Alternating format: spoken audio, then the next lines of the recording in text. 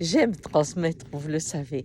Et chaque fois que j'apprends quelque chose, j'essaie de le décoder afin de pouvoir le partager avec le plus grand nombre pour ceux qui veulent l'expérimenter.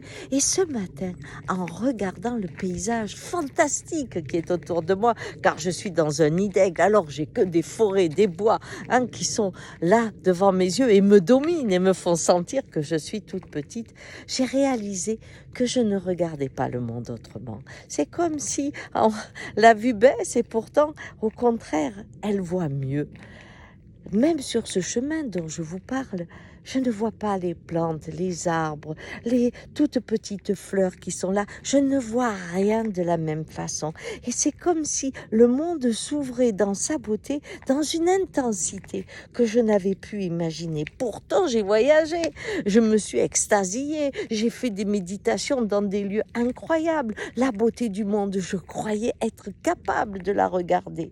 Et je me disais ce matin, mais alors, est-ce qu'il faut être vieux pour voir? Est-ce qu'il faut être aveugle pour enfin avoir cette perception du monde qui révèle une beauté infinie?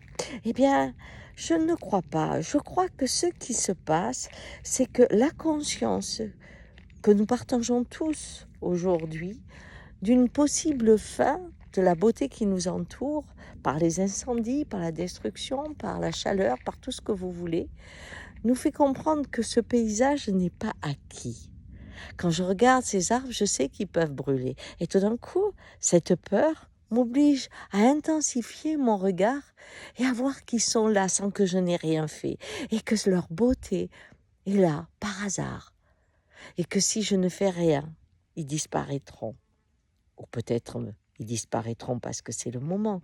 Mais en fait, savoir que le monde peut mourir m'ouvre le cœur à l'infini. Et sa beauté se révèle comme jamais. C'est ça qui est en train de se passer.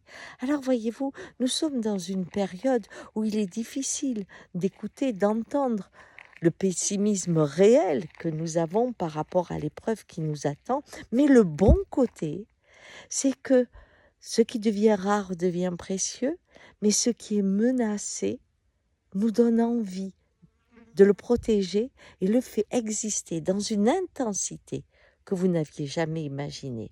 Alors la beauté du monde se révèle dans la blessure que nous avons créée.